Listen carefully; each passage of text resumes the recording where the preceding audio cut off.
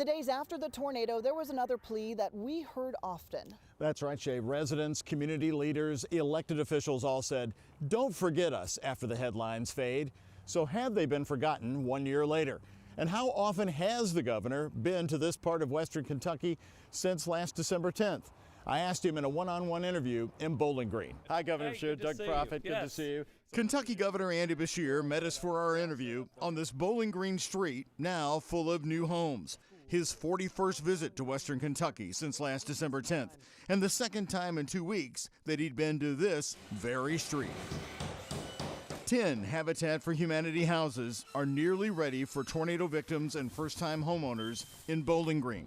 We have $16 million invested thus far in 300 homes. Its progress is hard to believe, considering how it all started in the evening hours, December 10th, 2021. Tell me about that moment of the night or whatever it was when you learned that this was going to be as bad as it was. So I got a call, I think I was just going to sleep, saying that the tornado had hit Mayfield, larger than anyone could have anticipated.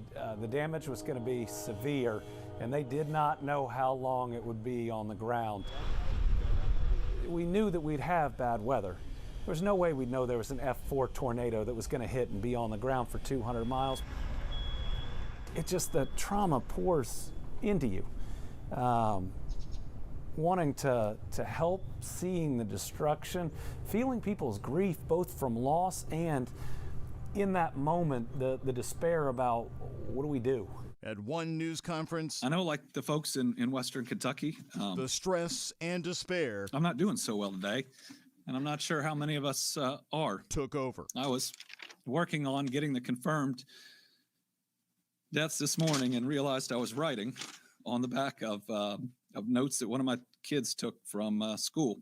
In the overnight hours, as the tornado was clearing out of the state, the governor headed to the flattened Mayfield candle factory first, arriving just as the sun was rising, thinking at the time 100 people had died. And when you saw there were 8 backhoes trying to pull wreckage, cars off what was the roof, we were praying for a miracle, and we got one. In the end, there were 13 dead at the factory. What's the one image or something maybe someone did or said to you that still sticks out to you now 1 year later? Walking through downtown Mayfield and being able to turn 360 degrees and nothing is standing, nothing. But now, 1 year later, the disasters have left us lessons and blueprints of how to respond. Does that first hour information turn out to be accurate or end up being worse than what you've been told in the first hour? Typically you have an idea of how hard it's hitting when it starts, but you don't know how long it's going to last.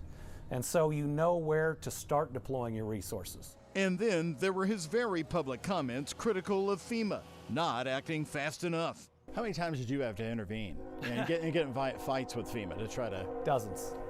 That much? It's everything from, I raised it in every call with the president and with the vice president, and we would see some changes after that. Do they lack all compassion too? No, Did you see that? They have the compassion, they just have a lot of restraints, and they have done things, they were still operating in many ways for the disasters of the past that were smaller, that weren't wiping people out entirely. To help the state get around the slowness of the Federal Emergency Management Agency, the governor launched the Team Western Kentucky Tornado Relief Fund. Since the disaster was making world news, the money started rolling in by the second and started going out quickly to one thing. First, we paid for every funeral because the process otherwise you have to go through is reimbursement a year later. These families are grieving, and nobody should have to cut corners. Whose idea was that? It was mine. It was the least we can do is grieve together. But with so many homes being built, how safe are they for the next tornado? The Habitat homes, we notice, have crawl spaces under the home, but no full basements. We are building storm shelters close to all of these new constructions. We will have different areas that people will know about where they can go when something's going to hit. The demand for housing here was strong before the tornado. While we will have rebuilt, I think we'll be close to 100 new homes in year one. We got several hundred more to go, at least after that. And during year 2, next year, the governor will also be running for re-election. Western Kentucky, hit so hard, is also solidly Republican. When I'm here, I'm thinking a lot more about my faith than any party registration. In the end, if the decisions we make, run me out of town, I know we've done the right thing here, and I can be good with that. As these new homes come to life, the governor says there will always be a lasting image for him. What's running in your mind about the people of Kentucky? What have you learned about them? What have you seen that has brought you to this point as the disaster governor? You've seen so many responses. We Kentuckians are not only strong, we are amazing people. We open our hearts and our homes to one another.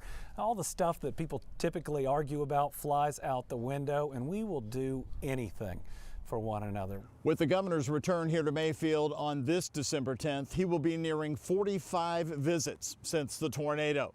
And of course, next year's an election year. You can expect many more visits from Kentucky Governor Andy Beshear to this area. You're still able to help those impacted by the tornadoes, as well as our neighbors in eastern Kentucky hit by devastating flooding. Team Kentucky has funds set up for both disasters where you can donate.